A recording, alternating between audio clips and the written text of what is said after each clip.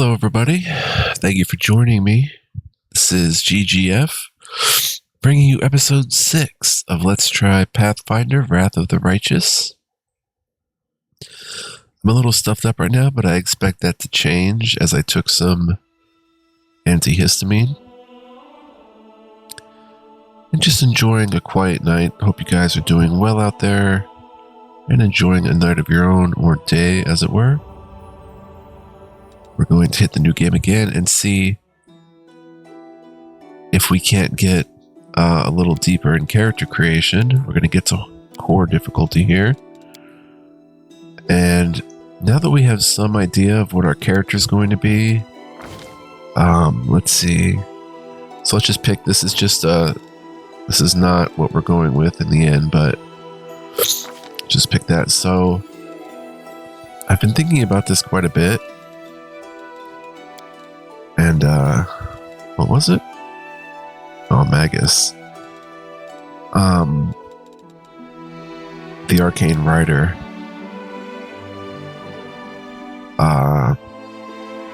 So as of right now, this is what we're going to roll with. And I'm just not super confident going forward with it, but I guess that's just how it's got to be. And I was thinking, out of all of these, like, probably the easiest to actually roleplay or feel more connected with my character would be a half-elf. I feel like elves are a little too, grandiose type, and humans are a little mundane. So I think half-elf always seems to fit right perfectly in that pocket there. So I think we're going to go with the half-elves. Again, they get keen senses. That's a +2 racial bonus on perception. Elven immunities. They're immune to magic sleep effects and gain +2 racial bonus to saving throws against enchantment spells and effects. And they get a racial heritage. And they get +2 to 1 ability score at creation. Gets a +2 bonus to an ability of their choice. So not the not the flashiest in terms of race traits or anything, but pretty simple. And like I said, I feel more connected to my character when I play half-elf. I tend to play half-elves a lot. But just one last look here, and I think that's pretty much what I'm going to go with. Like, it's harder for me to play a dwarf in a game like this. Although I did think about a gnome, dragon rider. While halflings are even smaller than gnomes, it looks like. Unbelievable. And it's like, it'd be even harder to play like an Oread, even though they're pretty cool too. But yeah, I think we're going to roll with half-elf. A half-elf arcane rider. Let's see what character creation looks like beyond race here. Okay, so we get a racial heritage. Here we go. Various places and living conditions create sub-races differing from their peers. They gain unique racial traits in exchange for losing some of the usual ones. So we have a basic. You are a usual exemplar of your race. We get added adaptability. And adaptability receives a skill focus as a bonus feat at level 1. So that's pretty cool. We can get a skill focus right off the bat, which gives a +3 bonus on all checks involving them. And if you have 10 or more ranks, the bonus increases to +6. So that's pretty cool. There's also dual heritage. A dual heritage half-elf loses adaptability and keen senses, but gains a +2 racial bonus on will saving throws and elven magic. What is this? Why can't I? There we go. Oh, I have to right click. Elven magic. Elves receive a +2 racial bonus on caster level checks made to overcome spell resistance. In addition, elves receive a +2 racial bonus on knowledge arcana. Skill checks made to identify the properties of magic items. Why is that flashing? Dual heritage. Oh, okay. So they get a +2 racial bonus on caster level checks made to overcome spell resistance. So that's really cool, because spell resistance, if you don't know, is an extraordinary ability to avoid being affected by spells. Many demons have this ability. Some spells and items also grant spell resistance. So we'll get more into this as the game goes on.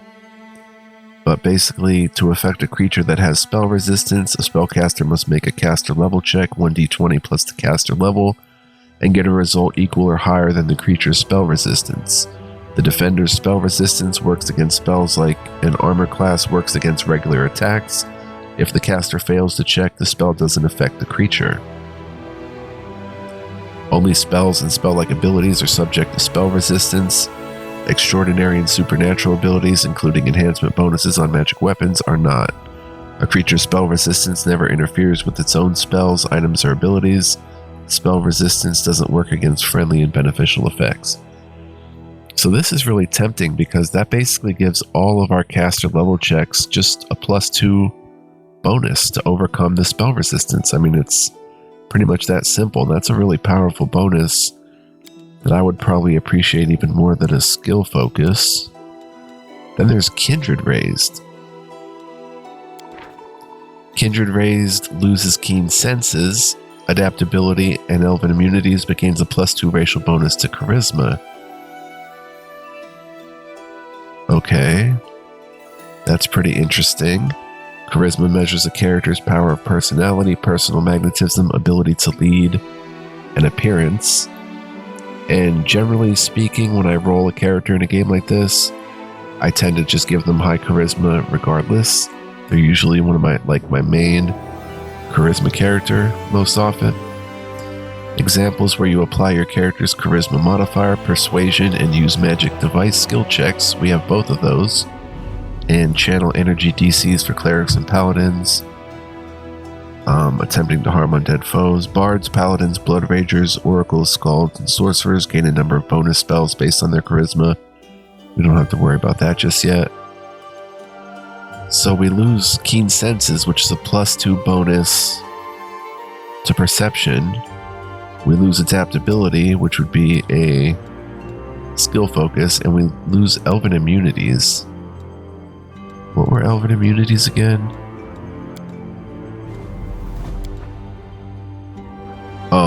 Oh yeah, so we can be put to sleep, and we don't gain that +2 racial bonus to saving throws against enchantment spells and effects, so they can mess more easily with our mind.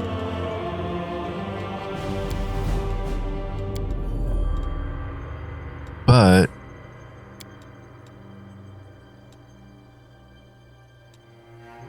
we get that +2 racial bonus to charisma. Seems like a lot to lose, though. Because if we're dual heritage, we lose adaptability and keen senses.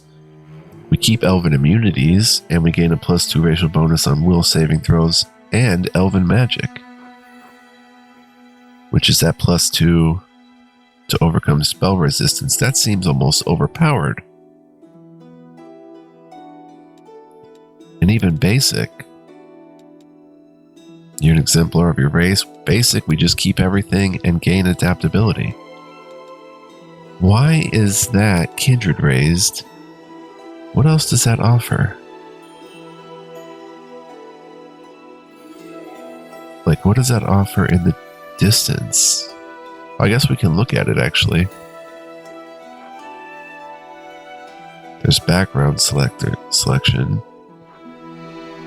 Feats. How does this change anything? It really doesn't. It's just this starting bit. But why is Kindred Raised so much just for +2 charisma? I don't know, but I think we're going to roll with Kindred Raised. And what are Kindred? Kindred would be like... Does that mean vampires, Kindred Raised? Or are kindred vampires? Or does that mean like your kin? Elven kin? Kindred?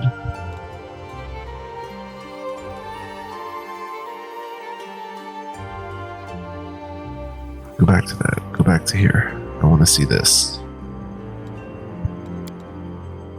Oops. They lose keen senses. adaptability, and elven immunities. That just seems like a lot to give up for charisma, but we'll see. It takes our charisma to 12. And then we get a background selection next. Okay.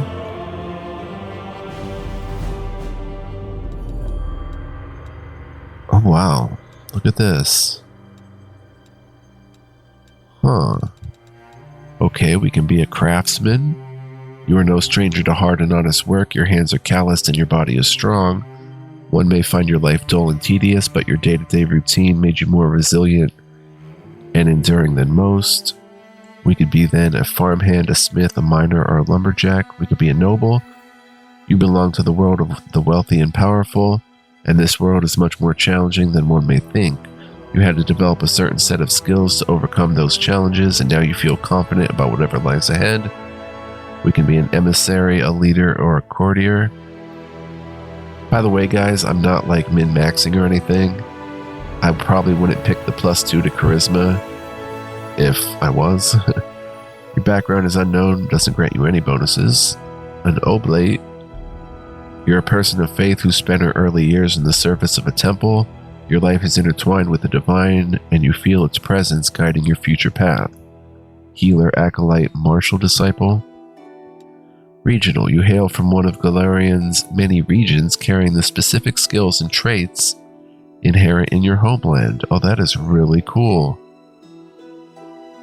So if we were to choose that, we could be Aldori Swords. Oh my gosh, look at this. This is going to take us a while to get through. Wow. Okay, so this is probably where we'll end up. We could be an Aldori Swordsman. They add Persuasion to the list of her class skills. They also become proficient with dueling swords and bucklers.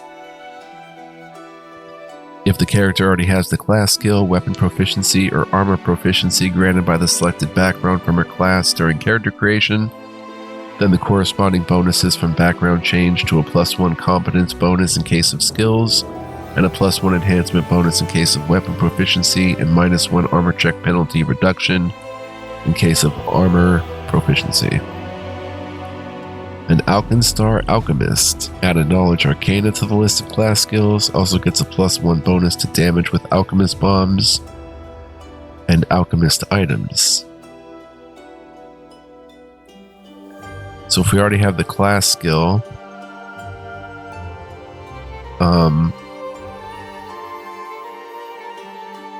corresponding bonuses from background change to a +1 competence bonus in case of skill, so a +1 to Knowledge Arcana. Okay, we'll just pass that one. We're not going to be that one. Andorran Diplomat adds Persuasion to her list of class skills, also gains a +2 bonus on diplomacy skill checks. So we get a +1 to Persuasion and a +2 to diplomacy skill checks. What's the difference between diplomacy and persuasion? That's one to think about though. Chilaxian Diabolist adds Knowledge Arcana, gains a +4 dodge bonus to AC against devils. +1 competence to Knowledge Arcana. A Gabite Necromancer. Well, I'm not gonna go through every option now because I'm not going to choose those options, so probably don't want to be an orphan. Mwangi Hunter. No. Anexian Scholar. Gains a +2 on Knowledge Arcana skill checks. And then a +1 competence bonus. An Osirian Historian adds Knowledge World. Gains a +2 to bonus on Knowledge World. A Quadirian Wanderer adds Perception and Lore Nature to skills and gains a +2 bonus on saving throws against fatigue and exhaustion. A River Kingdom's Daredevil. No. A Shackles Corsair. An Ustalavic Peasant. A Varisian Explorer. That sounds interesting. Adds Trickery and Knowledge World to the list of class skills. +1 bonus on reflex saving throws. Warrior of the Linnorm Kings. Adds mobility, also becomes proficient with hand axes, battle axes, and great axes. In addition, Warrior of the Linorm Kings gains 5 cold resist. Then we could be a scholar. Your life is the constant pursuit of knowledge. You have spent endless hours amongst books, scrolls, and artifacts, delving into the mysteries of this world and solving them one by one, and yet you feel like it is only a beginning of your journey since there is still so much to learn and discover. We could be a nature scholar, an arcane scholar, a divine scholar. To be a street urchin, life is on the streets is tough, especially when you have no one to care and provide for you.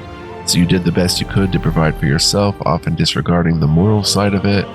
Be an acrobat, mugger, or pickpocket, a wanderer. Life is a path, not a destination. You understand it full well and could claim to know it better than others. Your backpack is always ready and your feet are itching for the road wherever it may lead. Be a hunter, a hermit, or a nomad. And finally, warrior. You've seen your fair share of blood, agony, and even death. Your music is the sound of clashing steel, and your life is often balancing on the edge of a blade. But that is who you are, a warrior, no more nor no less. Gladiator, mercenary, guard, and bounty hunter.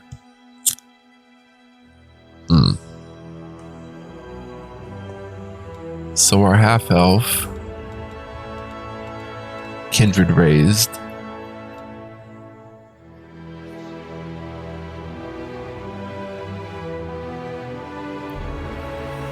that would make her proficient with dueling swords and bucklers, which I have no clue if dueling sword, is that a martial weapon?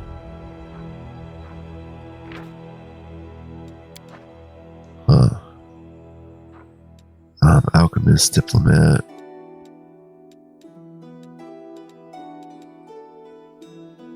Peasant gets athletics. +1 bonus to AC and damage while under fear effects. That's pretty cool. Parisian explorer.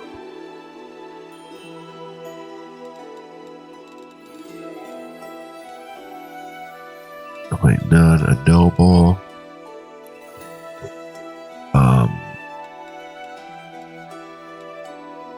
I think since we're an arcane rider, half-elf, kindred raised, I think outdoorsy swordsman.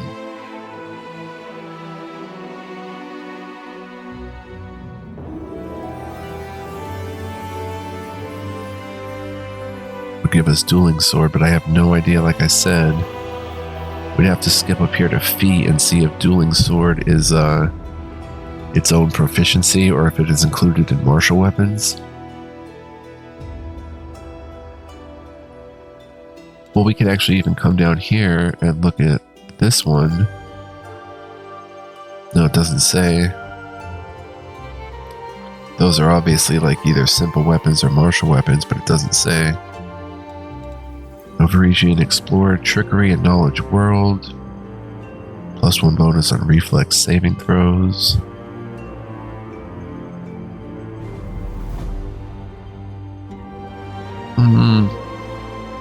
Scholar. Arcane Scholar, use magic device and knowledge arcana. Brew potions with divine nature. Selects one Horizon from the druid spell list and gets it as a spell-like ability, which you can use at will. Flare, guidance, light, resistance, virtue. Well, that's pretty cool. Maybe we'll go with Scholar Nature. So it adds use magic device and lore and nature. It's a list of class skills, but that would be a +1 bonus to use magic device.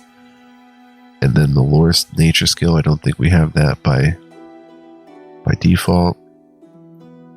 And we get to use flare. This cantrip creates a burst of light, which can also dazzle a creature. Guidance dispels and imbues the subject with a touch of divine guidance. Creature gets a +1 competence bonus on a single attack roll, saving throw, or skill check. Ooh, that's nice. I know that's nice in Baldur's Gate 3 too. The spell causes a touch party member to glow like a torch, light. think I'm going to take, what's virtue? Resistance.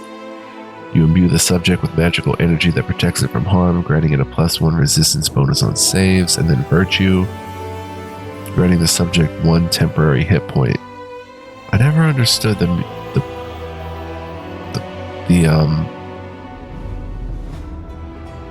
like what could that could be used for, what the purpose of that is. But I think we're going to take guidance, and we formerly were a scholar of nature. Guidance, so then we hit next. That is our kindred raised, our background selection. Then we go to a deity selection. No, we go to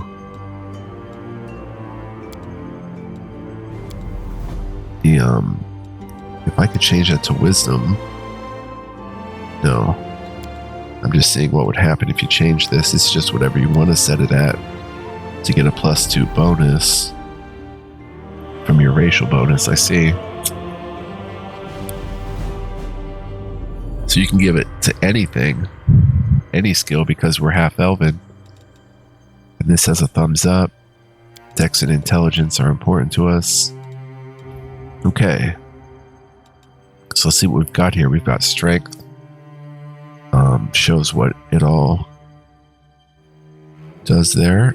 Strength measures muscle and physical power. So here's another thing. We use dexterity. We're an arcane rider.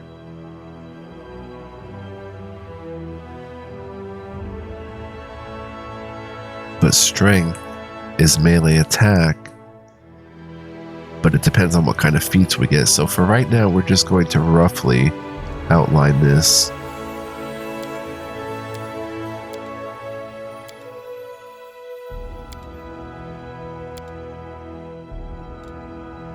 We go with 18 intelligence, +4 to knowledge arcana, knowledge world. Infinite cantrips, 2 level 1 spells. And we have 15 points left. So let's see, dexterity. I'm not sure what we'd get from dexterity that's all that important.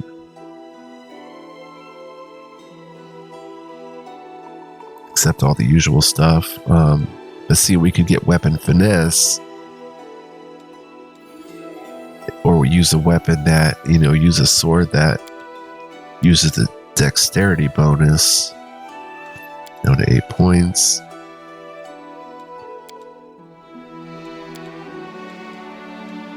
See, I always put into charisma, and that takes up a lot of points too. See, now we're down to 2. And we can go like bonk, bonk. That's roughly what I want to mess with. Let's go into skills next. We get a +4, use magic device, +3 persuasion. There's our lore nature, +1, and it is a class skill now. Knowledge arcane and world, +4. Actually get a +2 to mobility, trickery, and stealth. 1 athletics. That depends on strength. And his armor check penalty. Okay, let's see here. We have 4 points only. Oh, nice. They give +4.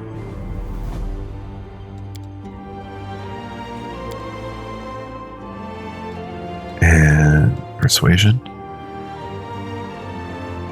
Next rank value 1. So that's probably what I'd go with, but we're going to revise these once we get to the feats. And there's a lot here. We're not going to go through all of them, so don't worry. It's recommended that we get point blank shot or weapon finesse. So see, there's weapon finesse right from the start.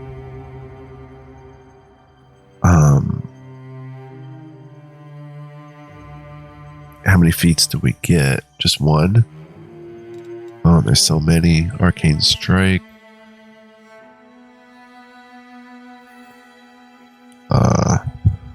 Then we have to worry about animal companion feats as well. Ambuscating spell. Your spells are particularly effective against those caught unawares.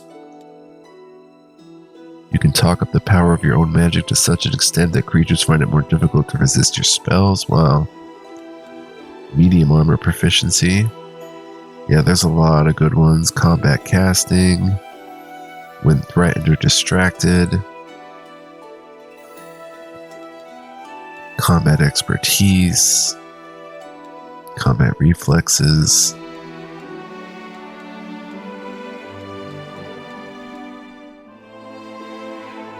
So because we're half-elf, we could take a +2 racial bonus on saving throws against illusion, +2 unused magic device skill checks, discerning eye, dodge, elemental focus, elven spirit. You possess the elven magic racial trait of the elves. Oh, gaining that elven magic, right? We'd have to get that back because we lost that being kindred raised. Extra arcane pool increases by 2. That's very nice. Improved initiative. Meta magic. Wow. Persuasive +2 bonus on persuasion and perception skill checks. Scribe scrolls. Shake it off. Don't want a shield proficiency, then we wouldn't be able to use our offhand magic casting. Take a skill focus or spell focus. Spell penetration, throw anything, wow. And these are not recommended. You have learned how to cast spells while wearing armor. Don't we already have that?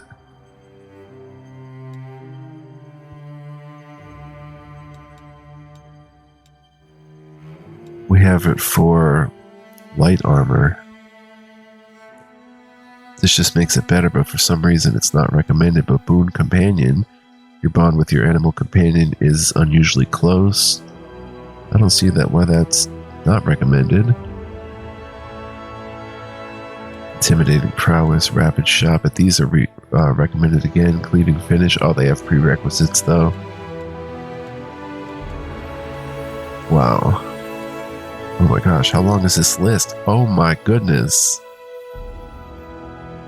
All the rest of these have prerequisites, it looks like, so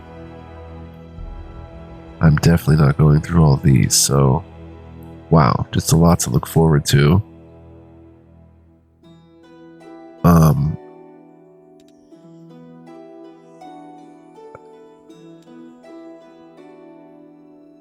Let's see. Weapon finesse. Now if we go back to our abilities rolls.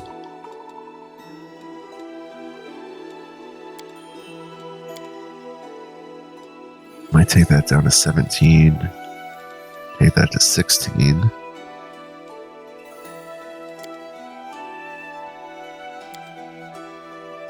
One more point, charisma goes to +4.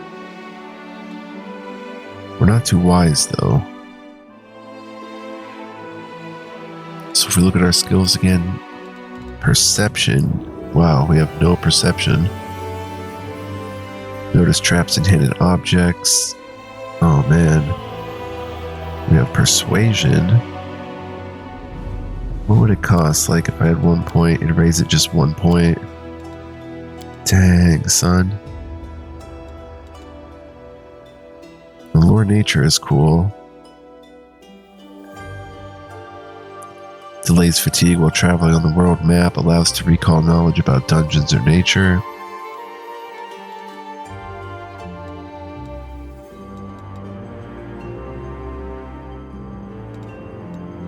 Knowledge about arcana, arcane spell scroll scribing during camping, IDing of magical items, learning spells from spellbooks and scrolls, knowledge of world, brew potions during camping, decipher writing in foreign languages, recall knowledge about geography, history, locales, or nobility.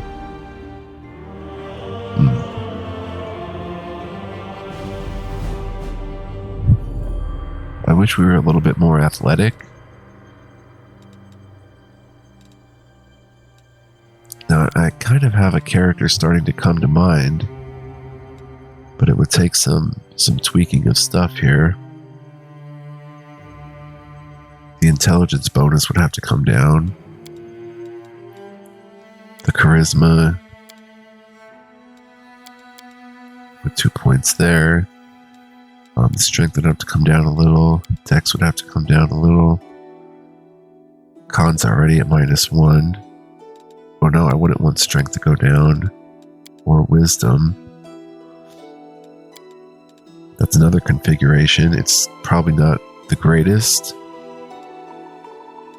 but it's more how I like. Maybe even take charisma down. Get another point of wisdom. And let's see. Because that, we get a little more athletics. And we have another point to spend. A little less in mobility, trickery, and stealth, but our lore skills are nice. More religion, a little bit of perception now. Persuasion is not as good. Oh, that's a class skill, right. Knowledge of the world, knowledge of nature. We're not really taking much advantage of being a nature scholar. We still have guidance, but we might be able to do a bit better back here.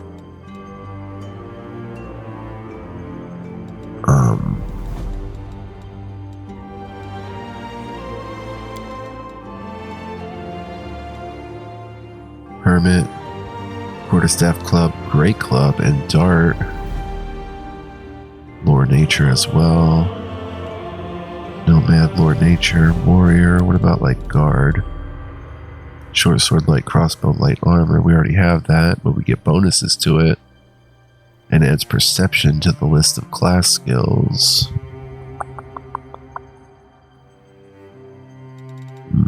We'll go back to Regional. Dueling Sword.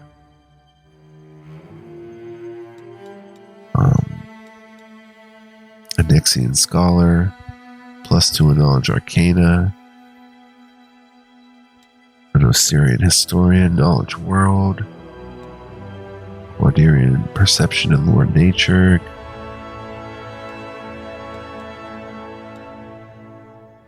Trickery.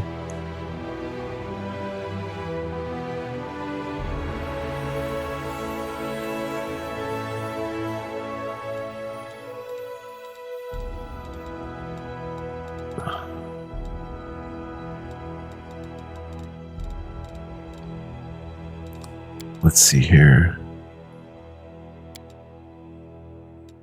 Let's still be a scholar and keep guidance.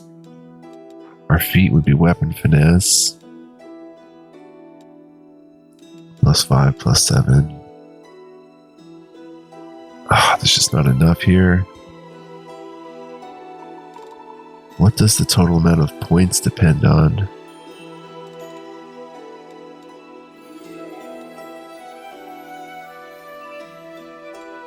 I think that looks alright. It's not too bad. Move a heavy object, climb an obstacle, jump is athletics. And we take weapon finesse, which would essentially give us an extra +1 on our modifier, but still enough strength to have some athletics. We're not getting any penalty to con, still getting a +3 to charisma and intelligence. And wisdom is decent. So kind of a jack of all trade types, which I like. Probably take weapon finesse.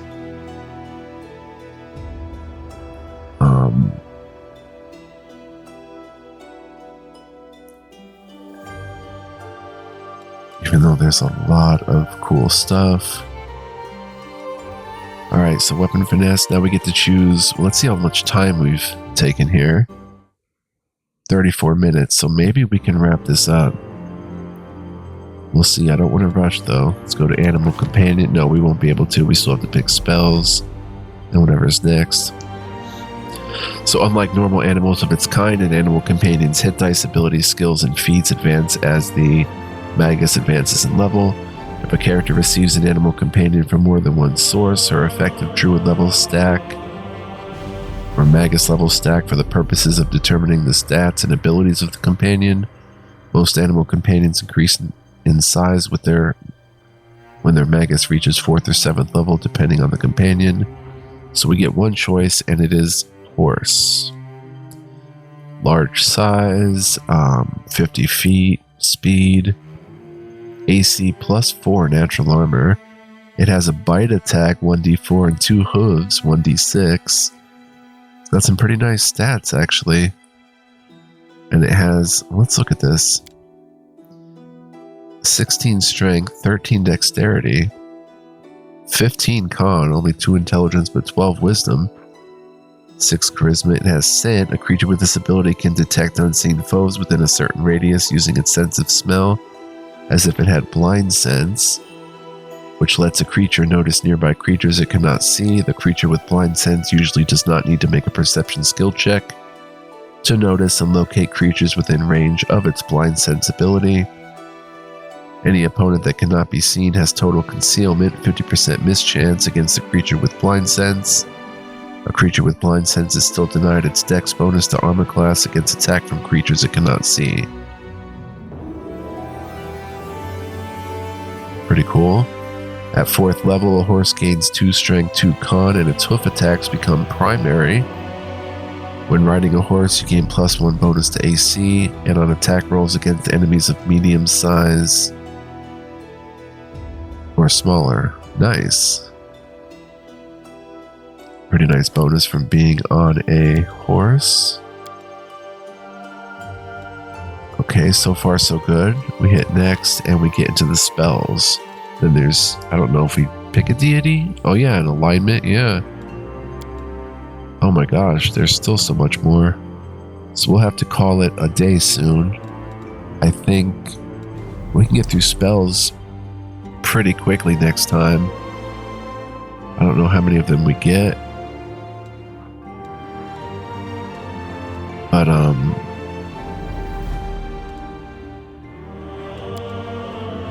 you know, it's not showing guidance. I guess that's a special spell-like ability. If we hit show all spells, no. Still didn't show it. It's not really a spell. Okay.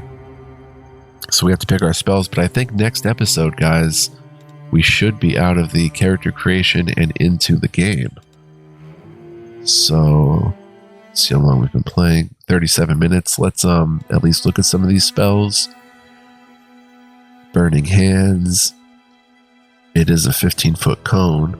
Now I wonder what would happen if you take Burning Hands and channel it to your weapon as a Magus. Would that then, any enemy you hit with the next attack, if it is successful, it'll make a cone of fire spout out from that enemy?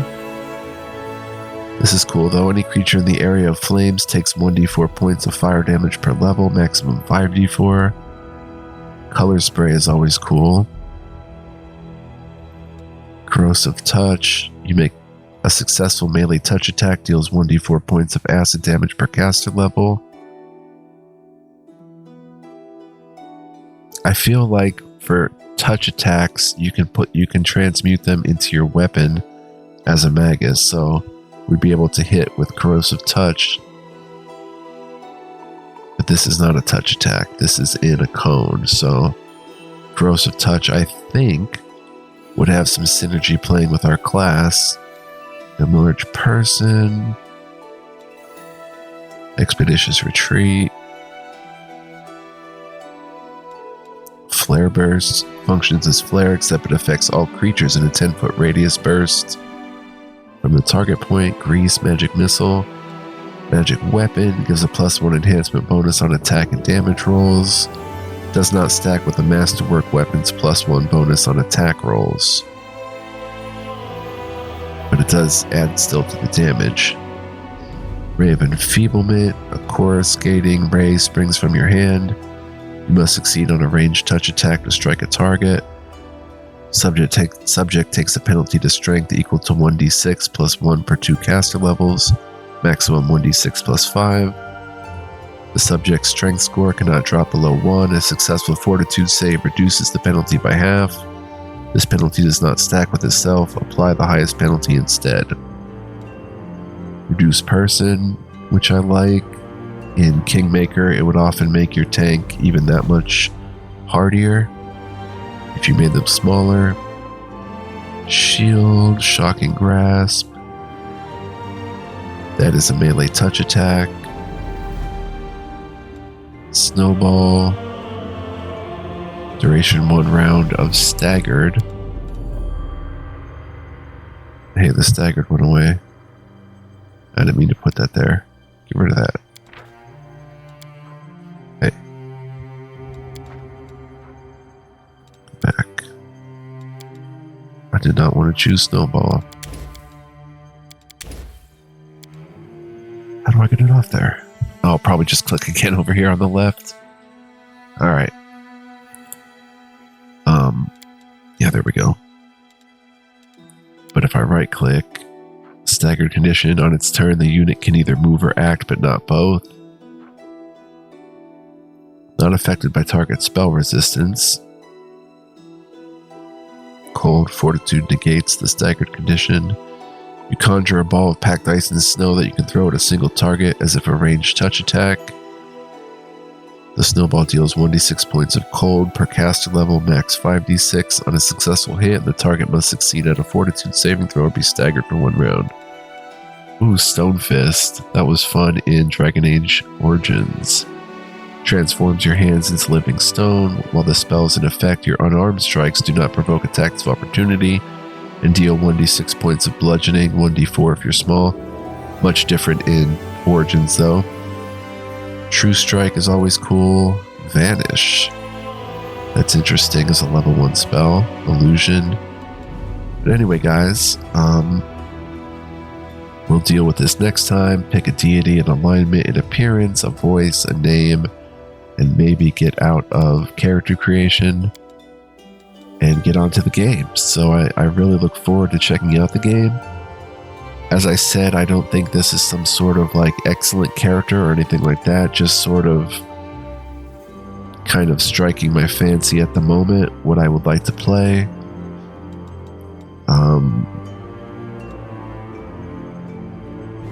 So yeah. Hope you guys will join me when we do get to the base game and actually see the game in action. That's going to be a ton of fun.